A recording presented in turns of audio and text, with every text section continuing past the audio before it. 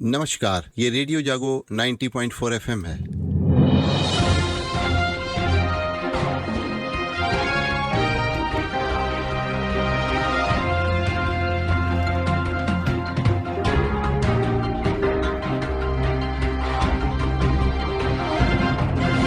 अब आप अभय शंकर गौर से आज की हलचल सुनिए। भीषण गर्मी से इस समय जूझ रहे पूरे हरदोई और उत्तर प्रदेश के लोगों को अब कुछ राहत आने वाले दिनों में मिलने के आसार दिखलाई पड़ रहे हैं, क्योंकि इस समय जो गर्मी चल रही है उसके लिए अब एक जवाब आ रहा है। वो आ रहा है अरब सागर और बंगाल की खाड़ी से। वहाँ पे जो चक्रवाती हवाएं जो 2 महीने से मरुस्थलीय क्षेत्रों से प्रदेश में आ रही हैं, वो उत्तर पश्चिमी गर्म हवाओं के असर को कम कर दिया है। तो आज आपने देखा, आज का हरदोई में भी पारा थोड़ा कम है और मौसम विभाग का अनुमान है कि चक्रवाती हवाएं जो आज चल रही हैं ये नमी लेकर के 24 घंटे के अंदर आ सकती हैं और इसके असर की वजह से आज भी तापमान कम है और आंधी और कहीं कहीं बूंदाबांदी भी कल या परसों हो सकती है। तो मौसम विभाग ने अनुमान लगाया है कि घने बादल और बूंदाबांदी से गर्मी के आगे अब राहत के संकेत मिलने वाले हैं और इस भीषण गर्मी से जो लोग जूझ रहे हैं उनको लू से अब निजात मिल सकती है। और ऐसा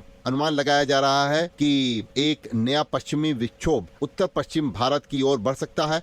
इससे लू की तीव्रता में धीरे धीरे कमी आने की संभावना है और इसकी लू चलेगी, पर इसके बाद इसकी तीव्रता जो धीरे धीरे कम होगी उससे थोड़ी सी लोगों को राहत मिल सकती है। तो अभी फिलहाल आज हरदोई का तापमान कल से थोड़ा सा परिवर्तित है और लोगों को एक राहत की आज बात मिल रही है। तो अब आपको बता दें कि इस समय अब की बार माध्यमिक शिक्षकों को प्रमोशन तभी मिलेगा जब वे अपनी चल और अचल संपत्तियों का पूरा डिटेल मानव संपदा पोर्टल पर फीड करेंगे।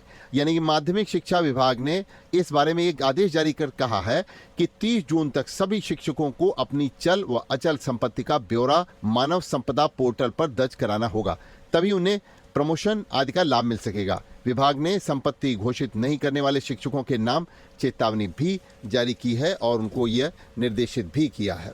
बात करते हैं, इस समय चूंकि गर्मी भी है और गर्मी के साथ पानी एक बहुत बड़ी आवश्यकता होती है। इस गर्मी में लोगों को पानी गांव में नहीं मिल पा रहा है, ये एक बहुत बड़ी समस्या है। 1.25 लाख की हरदोई शहर की जैसी आबादी है। गांव से आने वाले लोगों के लिए शहर में शीतल पानी के लिए 4 सार्वजनिक बूथ हैं। छांव का कोई इंतजाम नहीं है। इससे लोगों को धूप और लू के थपेड़ों के बीच ही आवागमन करना पड़ रहा है। तो देवी आपदा की गाइडलाइन में लोगों को लू से बचाव के लिए सलाह तो दी गई है। पानी की कमी शरीर में पूरा करने के लिए जिला चिकित्सालय से लेकर के सभी लोग इसकी सलाह दे रहे हैं, लेकिन कहीं पर कोई भी वाटर कूलर सरकार की तरफ से लगाने का कहीं कोई इंतजाम नहीं दिखलाई पड़ रहा। अगर कोई काम कर रहा है तो सामाजिक संस्थाएं इस कार्य में काम कर रही हैं। गांव में तालाबों में पानी भराया जाना था, लेकिन वो भी नहीं भराया गया। लू और गर्मी से बचाव के लिए लोगों को जागरूक जरूर किया जा रहा है और विभिन्न माध्यमों से ये जागरूकता लोगों तक पहुंच भी रही है। लोगों के लिए शीतल पेयजल उपलब्ध कराने के लिए 4 वाटर कूलर सिर्फ लगे हुए हैं और इंडियन मार्का हैंडपंप भी जगह जगह पर खराब पड़े हुए हैं। इससे लोगों को अपनी प्यास बुझाने की व्यवस्था खुद करनी पड़ती है। शहर में जो मुख्य मार्ग हैं उनके किनारे जो हैं पेड़ ही नहीं बचे हैं और जब पेड़ नहीं है तो वहाँ पे लोगों को छां ही नहीं मिल रही है और इसी वजह से गर्मी भी ज़्यादा लोगों को सता रही है। तो ये जो इस समय भीषण गर्मी और लू से है, इससे लोग जो परेशान हैं। तापमान कल भी जो है वो 44 से 45 डिग्री के बीच बना हुआ रहा।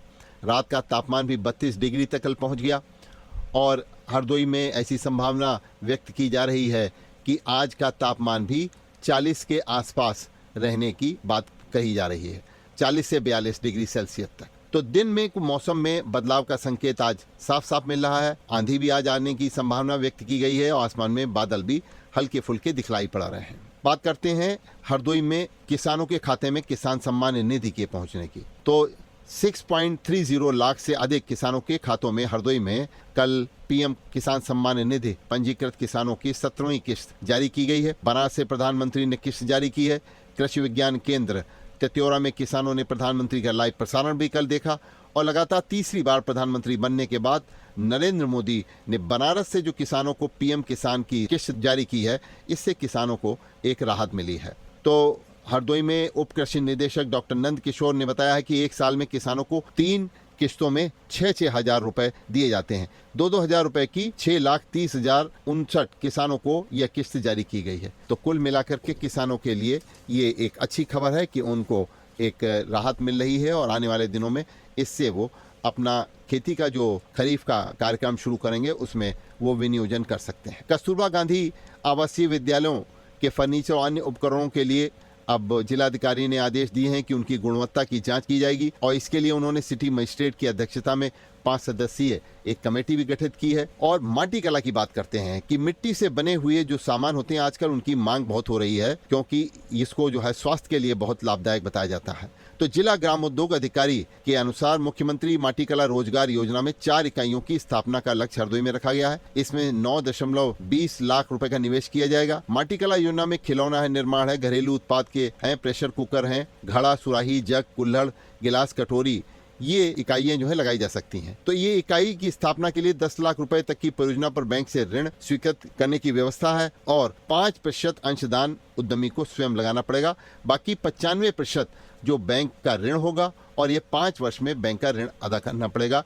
इसमें 25% धनराशि जो है वो मार्जिन मनी की है, यानी कि 25% धनराशि लोगों को अपने पास से लगानी पड़ेगी। अब बात करते हैं नीट परीक्षा की। जो डॉक्टर बनते हैं वो नीट परीक्षा पास करने के बाद ही उनका एडमिशन होता है डॉक्टरी में। तो सुप्रीम कोर्ट ने कहा है कि यदि राष्ट्रीय पात्रता सह प्रवेश परीक्षा यानी कि नीट में किसी भी तरीके की अगर 0.001% भी अगर लापरवाही हुई है तो उसे पूरी सख्ती से निपटा जाएगा। और सुप्रीम कोर्ट का कहना है कि अदालत ने कहा है कि कल्पना कीजिए यदि कोई फर्जीवाड़ा करके डॉक्टर बनता है और वो समाज के लिए कितना खतरनाक होगा। नीट जैसी प्रतियोगी परीक्षाओं के लिए देश भर में लाखों छात्र कड़ी कड़ी मेहनत करते हैं और उसको नजरअंदाज नहीं किया जा सकता। ऐसी परीक्षा में नाम मात्र की लापरवाही भी बर्दाश्त नहीं की जानी चाहिए, ये अब सुप्रीम कोर्ट कह रहा है और ये बहुत ही आवश्यक बात भी है। उत्तर प्रदेश के 1.10 लाख से ज्यादा लोगों ने डूबी रकम वापस कराने की अपनी मांग की है। तो फाइनेंस कंपनी पाल्स एग्रो लिमिटेड, ये है PACL, इन कंपनी ने लोगों की जो बेचारे छोटे विनियोजक हैं, छोटे इन्वेस्टर्स हैं, उनकी धनराशि को हड़प लिया। तो उत्तर प्रदेश सरकार ने पीड़ित लोगों का पूरा ब्यौरा भेजकर सेबी से उनका पैसा दिलाने के लिए अब प्रयास किया है।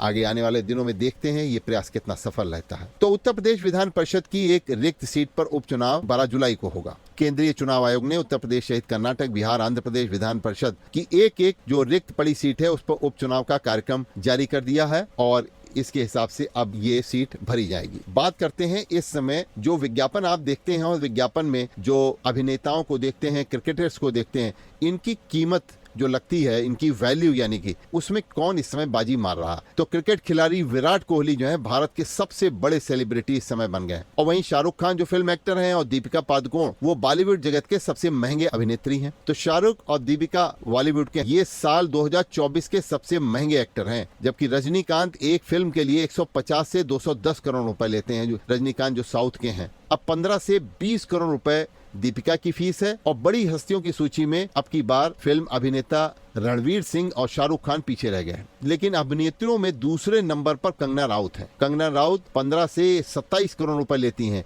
और इसके बाद प्रियंका, कैटरीना कैफ और आलिया भट्ट भी हैं। अगर बात करें इनकी कुल संपत्ति की, शाहरुख खान के पास 6,300 करोड़ रुपए की संपत्ति है, जबकि अक्षय कुमार के पास 2,500 करोड़ रुपए की संपत्ति है और प्रियंका चोपड़ा के पास 620 करोड़ रुपए की संपत्ति है। तो दीपिका पादुकोण के पास 500 करोड़ की संपत्ति है और कटरीना कैफ के पास 230 करोड़ की संपत्ति है। बात करते हैं कि भारत की इस समय विश्व में क्या साख है।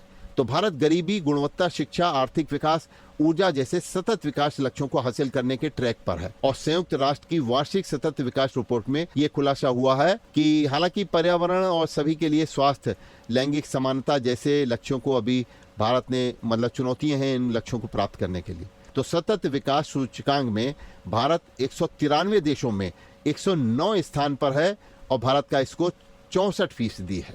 तो अभी आप सुन रहे थे अभय शंकर गौड़ से आज की हलचल। सुनते रहिए रेडियो जागो 90.4 FM। आप स्वस्थ रहें, आप खुश रहें, आपके सुखमय जीवन की हम कामना करते हैं।